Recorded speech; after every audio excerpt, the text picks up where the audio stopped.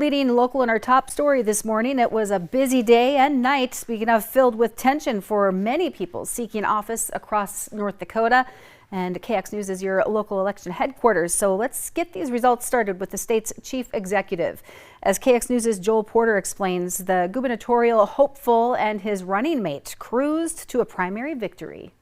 Thank you to everybody in this room. We couldn't do it without your help. A room full of supporters were overjoyed on Tuesday evening as Kelly Armstrong jumped out to an early lead. We started this thing in January and it's been a sprint ever since, and so we're just enjoying the evening. Leaving little room for doubt, Armstrong and his running mate Michelle Strinden outpaced challenger Tammy Miller in the race for governor. That I'm happy to see him come back to North Dakota and have more of a nice home front than being part of DC, and how terrible and hard that can be and toxic for many of these representatives that we have. Armstrong had more name recognition among voters compared to Miller, as he raised nearly $3 million for his campaign in the last few months.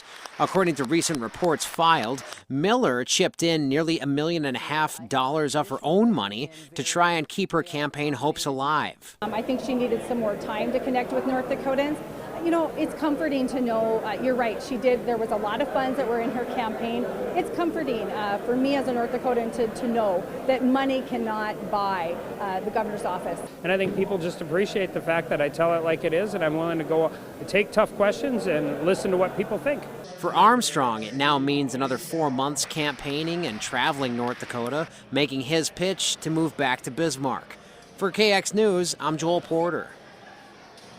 In a statement shared with KX News, Miller says, quote, "I'm endorsing Congressman Armstrong and encourage my supporters to get behind his campaign this fall," end quote. And Armstrong and Strinden will now face Democrat challengers Merrill Pepcorn and Patrick Hart, and that will be on the November ballot.